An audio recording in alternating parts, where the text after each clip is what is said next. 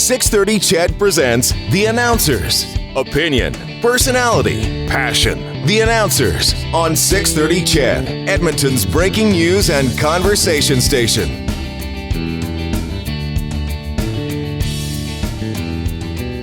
It's time for The Announcers. That means I get 23 and a half uninterrupted minutes. Oh, it's glorious. With the hosts of the 630 CHED Afternoon News, Jalen Nye, Andrew Gross. It's nice to see you again. Nice to all be together again. Yeah. All together again. Yeah. You guys, you've already started to working your time off through the summer months a little bit, hey? Well, I guess here and there, yeah. The way Jay takes vacation, though, I don't really understand, but I'm supportive of it. It's sort of a day here, a day there. I don't really I've been taking a day here, a day there. You don't do like blocks of 2 weeks. And I will, but I have to take a day here and a day there. I've had some stuff with the Air Force to do with my honorary colonel role, so I've been off doing stuff with them. Conference in Toronto, that sort of stuff. I get why they call you honorary colonel, but I've always understood the phrase honorary to imply that there are zero obligations. However, this is a big commitment for you. You know, yeah, and I think for any honorary position, it's one of those ones, it's what you make of it. It's you can be as involved or not involved if you'd like. But as far as I'm concerned, if you're going to take on a role like that, you better be involved. Don't just do it to have it on your resume. You better be there. So that means you're out in Wainwright with the troops. You're down in Toronto for a conference when the commander wants to give you a briefing on the state of the Air Force. You are at the 75th anniversary next weekend of the squadron, there for absolutely every little thing. Is it just, it's a specified period of time that you're this honorary colonel, or are you honorary for life? No, it's a 2 to 3 year position, and it can be extended. And then once they've decided that they don't want me anymore, or that I want to move on. So it's very similar to radio. It becomes an emeritus position. It's an emeritus position after that. Yeah. Well, so you always get to sort of carry the title. That's right. Have you ever been honorary anything? I don't think so. I haven't. Valedictorian in high school. You really were? I was. I shouldn't. Yeah. Well, thank you for that surprise. I was like, I think I would speak for a living, but yeah, sure. No, but like I think my high school had about 1,500. So let's say there was like 500 graduates, probably approximately. I would have been like 450th on the list when it came time to choose valedictorian. Really? I'm surprised to learn that. No. I still remember it like it was yesterday. But here's the thing with your school, and it was funny because someone just sent me a picture of Andrew not too long ago. You can see it if you follow me on Twitter at Jalen Nye of his grade 12 grad picture. Nice the big bow tie, the big velvet bow tie, like it's the size of his head. Attaboy. And the guy who sent it to me said, I think he was our valedictorian as well. Now, but at your school, though, it wasn't just marks. Like at my high school, the valedictorian was the highest grades. Oh. Yours was voted on. It was, although I refused to audition. To this day, I still won't showcase. They had it down to 2. They voted, and there was 2 of us. A girl, I don't remember her name now, and I don't know what she does, and there was myself. And they said, well, we'll have an audition, like a showcase in front of 30 students. And I was like, yeah, I'm not doing it. I don't showcase. And to this day, I still don't. So she showcased, and they held another vote, and I won. So it was like a popularity. You were prom king. I wouldn't go so far as to say prom king. I think what the students wanted, and I believe I delivered, was they wanted a speech that was a little irreverent. They wanted something that probably had a little comedy in it, which I did. Do you remember what the gist of your speech was? Do you remember what the takeaway was? Yes. Basically, the message was that we're filled with thoughts and dreams about our future, but in reality, very few of us will achieve those. So let's set the bar low. It was sort of like that. Now, some of us will excel, and 10 years from now, we'll look back on tonight and go, I didn't think George would do well, like that kind of thing. I have no idea not a clue who the valedictorian was at my school. It definitely wasn't me, or what they spoke about. Really? I think probably somewhere about the future and how you're all going to cure. In grade 8, though, someone read that Rudyard Kipling's "If" poem. Do you remember that one? Do you know what? No. Okay. Plagiarist. Well, I was going to say, that's easy. Or maybe it was the one that my brother why don't I did. just I'm go not up and read a speech from, the greatest president who ever lived. They ended it with that. Yeah. I was just looked at, we didn't know, frankly, we don't know what the hell we're going to talk about for these 23 minutes, and we're doing a bang-up job so far, I'd say. But my sister was recently valedictorian when she graduated with her master's in counseling psychology from Adler University at the University of British Columbia. And she just posted her speech, and I was so proud of her. Valedictorian among counseling psychologists, that's way to go. But this is what I took from her speech. She said, may you never avoid eye contact with people who you feel you do not understand, or people who you fear you will offend, or people who you feel to whom you have nothing to give. Wow. Yeah. Isn't that great? Well done. Very Just much never, so, yeah. essentially, don't avoid eye contact. Sure. And that to me is like a tangible takeaway. I guess. But Andrew avoids eye contact at all. He avoids. He doesn't actually showcase, talking and to he avoids people. eye contact. Well, you don't like people. You're the first person I to don't say know that why. you don't like people. Do you know, a lot of times when you put words in another person's mouth, it's It sounds oftentimes, bad. oftentimes it's more positive than that. Like, well, Andrew's a guy who's really involved in his community, that sort of thing. Well, But you no, are. Well, now that I say that, When you get say that. paid. But typically, well, sure, there's got to be a check involved. I don't hate people. Hate's a very strong word. Did you say hate? You dislike No. people. You have said straight out that you don't really That is like simply people. not true. I just don't have time for them. There's a major difference. I like there. them just fine if they keep to themselves and leave me alone. Exactly. There was actually a seminar one time, speaking of wise words and what you take away from speeches. There was a seminar one time at, I believe, the Winnipeg or Halifax Comedy Festivals. I can't recall. And they got 3 or 4 headliners, and it was just for comedians to go watch. So it was a sort of an in-house kind of thing. The public was not particularly welcome, but it was 4 comics that everybody really respected, and they were just talking about all kinds of different topics, much as we do here. And John Wing, who, America's Got Talent, almost won the whole thing. I still remember one of the things he said, and it sort of better explains my position. He got up there and he said, what the public doesn't understand about comedians is we need your love and approval. We live to get your love and approval.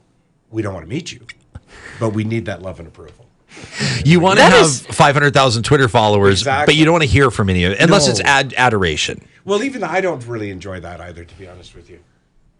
Oh, I'm calling BS on that no, one. it's not true. Come on. Listen, I mean, think about it. If I get Andrew Gross.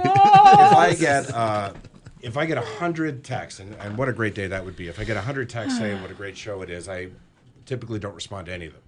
One person says, I don't think you're right about this. I'm like, what are you talking about? Yeah. You're obviously an idiot. If you Yeah, don't well, agree with not so much of those words. Substandard. Yeah. I got called substandard this Yeah, I week. think he was joking. I don't Substandard. think he was. I think he was. We were talking about the 13-year-old who was on, oddly enough, America's Got Talent, and I wasn't a big fan. She did a little stand-up. She did a little stand-up. She closed with a Trump line that was very funny that she didn't write, and I could just tell she didn't write it. And that's my only point, is that when you're judging a stand-up comedian, you have to judge them not only on their performance skills, but on the writing ability. That goes hand in hand. Isn't that true? I mean, like if little Johnny shows up to the grade 2 science fair, but his mom built the volcano out of paper mache, are we really impressed with Johnny? And that's all I said.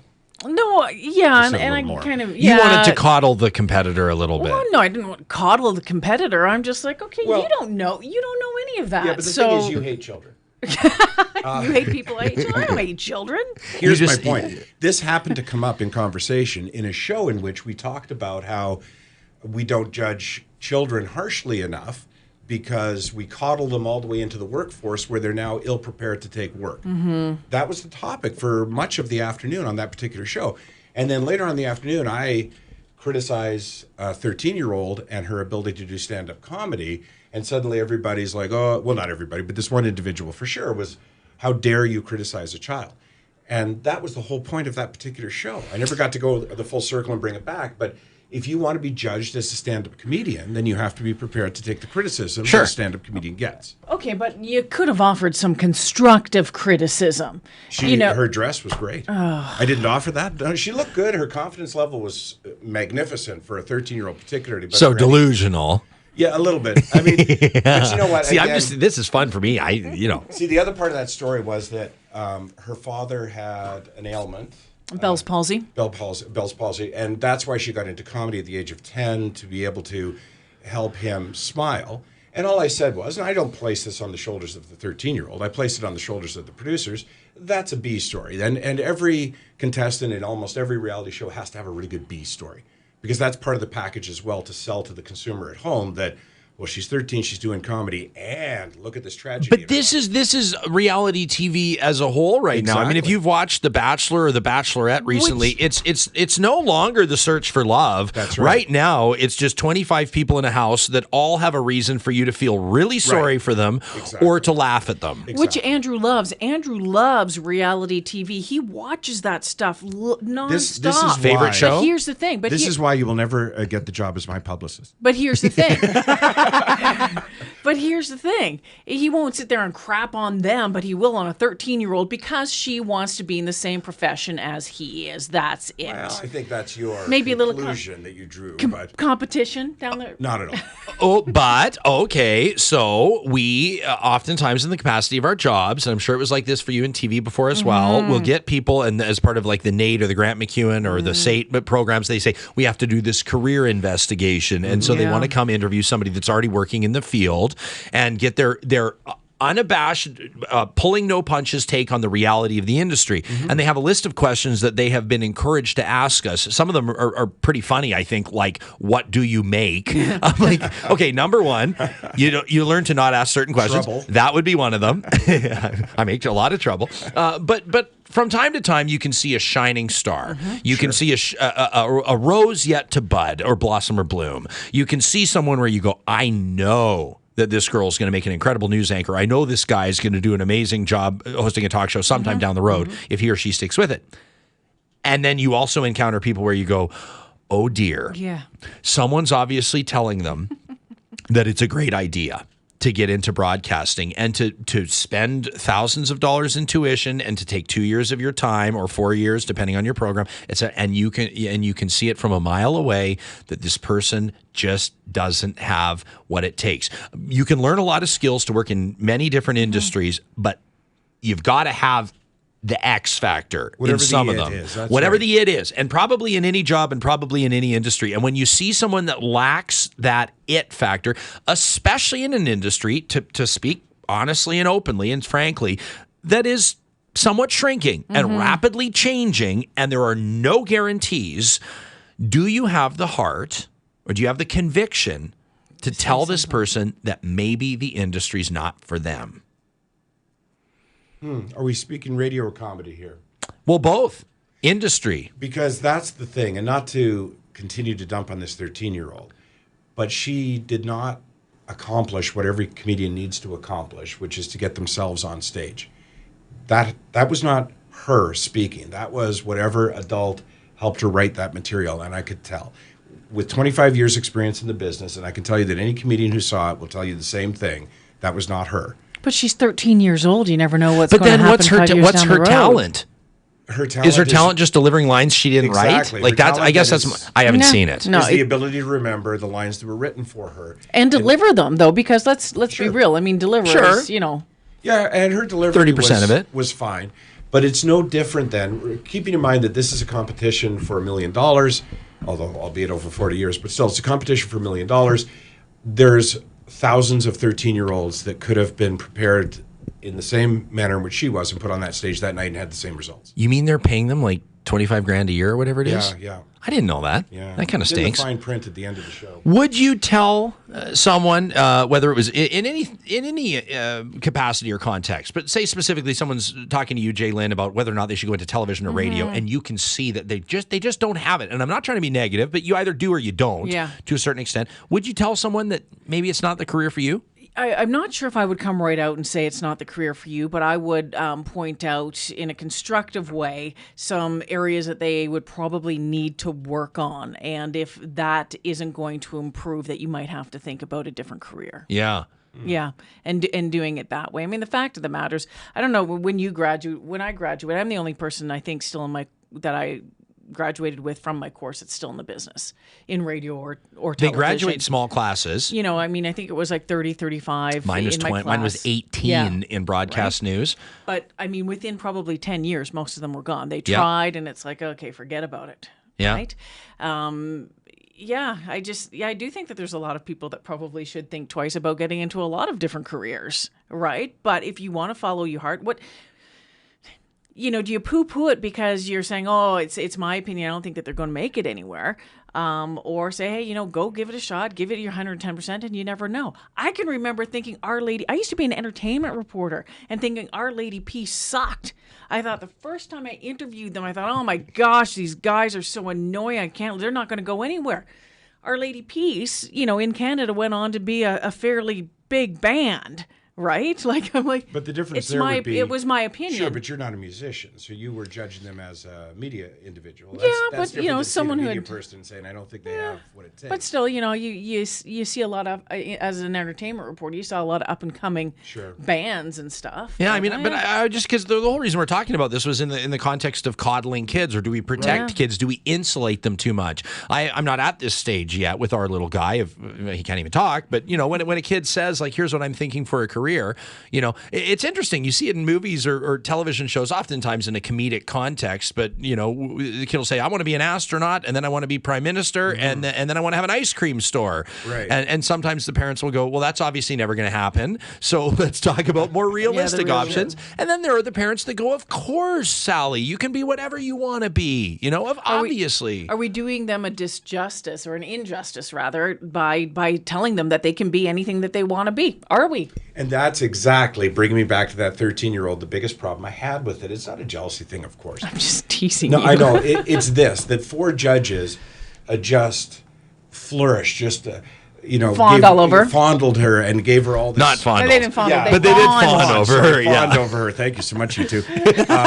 Suggesting that she could be the next whatever, Joan Rivers or something like that, right? And that's absolutely not true. And when asking about when you find somebody who wants to get in your profession, they ask you for help. In comedy in general, comedians don't help people. We generally don't tell people not to try.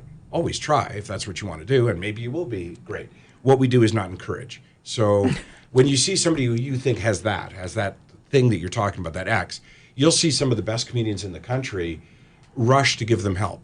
Hey, have you thought about changing this line to this line? Because we see it, and we want to fine-tune it a little bit, and we want them to get better and bigger, and we want them to become open for us, and we want all of that. But when we see that when we don't see that, we don't lie.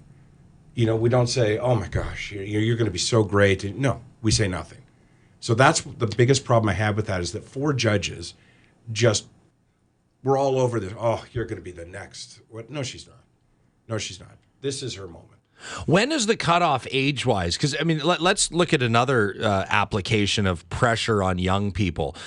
Connor McDavid, Taylor Hall, Ryan Nugent-Hopkins, all of these players came in, selected first overall by the Edmonton Oilers, all immediately after their draft year, all of them 18 years old. 18 years old. I had no idea what I was going to do with I was a little punk. I was a punk when I was 18. I can't have the pressure that we place on athletes. Look at Brooke Henderson, this golfer out of Ontario. What is she? I think she's like maybe 18 now. Maybe she's 19. I don't know. They she was first on the well in Smith Falls, Ontario. Right. The pride of Smith, the second pride of Smith Falls. Right. Yeah. But look at the pressure on these young athletes these days. And you could say the same thing about entertainers, performers, but the criticism is biting. It's nasty. Imagine at 18 sports writers nationally criticizing your performances. Well, that's just it, and that's exactly what I'm saying. And that was, the texter who thought I was substandard this past week was because I was criticizing a 13-year-old. That's part of the package. When you're an entertainer, when you're an athlete, when you're in the public eye, that's part of the package. So if on her first television appearance that you can't criticize it, then get out. If you're not open to criticism or heckling or complaints or whatever, then get out. This is definitely the wrong business. But this was the whole controversy. One of the first reality shows, the original inception of American Idol, that was the whole purpose of the Simon Cowell character. That's right. And you've seen that now there are, and look, it's a drastically different show, the same sort of idea, the same premise. Let's find the star singer, The Voice. Why I don't enjoy watching The Voice. It's kind of a neat show, I guess, in a way, but but there's no one being a jerk. Like there's no one like everyone is saying this is your finest performance. This is the most amazing thing we've ever seen. And then I go, you know what? Next week they're going to say, no, this was your finest performance. But no one's saying, ooh, boy, you were sure feeling the pressure, and I could tell because your voice was shaky. And actually, to be honest, you didn't cut the mustard. Right. People don't say that on The Voice, and I wonder if that's because people sort of saw the phasing out of the necessity, or people didn't have the appetite for the Simon Cowell. My theory would be that they needed to repackage the same food.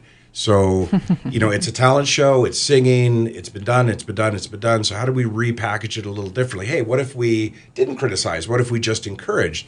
And the way to ensure that would be to screen. So nobody steps on stage that half a dozen producers haven't already looked at and said, oh, yeah, this person's got talent. Well, yeah, and the fact is most of them are working musicians. Right. These guys aren't amateurs. Like, these guys have got gigs or doing whatever. Most of them have, it's not like some networks have been taking the same some shows kid that came off the street in New Orleans is, that's not happening anymore. Now, I don't watch The Voice, but do they all have a backstory as well, some tragedy they've overcome? Typically. Yeah. And then they'll take, like, I mean, just to speak freely, and it doesn't happen every time, but they'll take someone who's kind of like on the fence of like whether or not they, and then they'll say, but Johnny's dad left the family when he was 18 months old, and his mom's worked 2 jobs, and little Johnny wants to sing for his supper because mom has, diabetes and had her legs amputated, and now Johnny's earning for the family, and you're kind of sitting there going, well, now, I mean, I can't like criticize Johnny. How am I going to criticize that? When John Wing did not advance to the finals in America's Got Talent,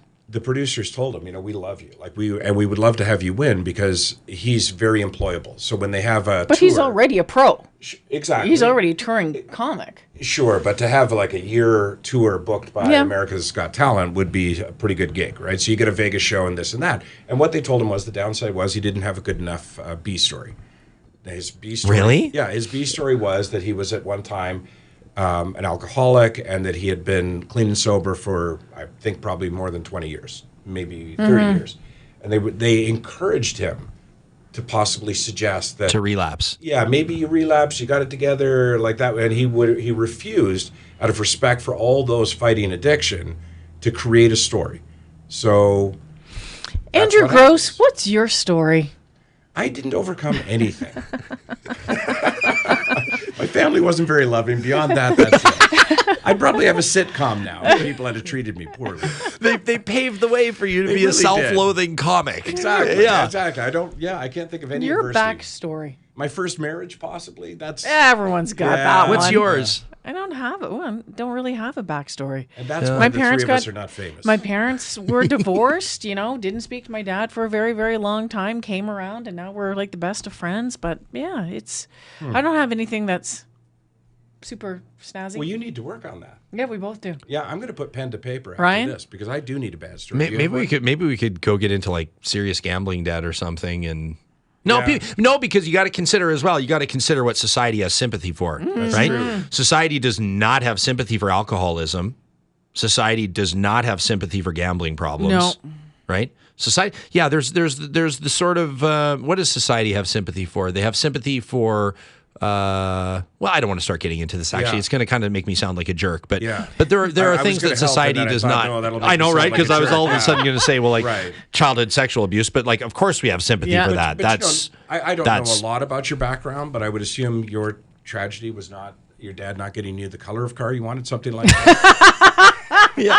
I don't, and I'll own that. Actually, you know what? My parents did not buy me a vehicle. I bought my own vehicle, but my parents and grandparents paid for my university. Like I've said it on the show before. I'm the silver spoon guy. Yeah. I grew up upper middle class. My dad's a doctor. My mom's a teacher. I went to private school. I have no problem with that. I guess the one interesting thing to my background is having grown up in a conservative religious home with a private school education, and then coming here to 630 Ched with my beliefs having over time evolved based on my own personal journey, and now speaking from a point of experience to a significant portion of our audience who believes now.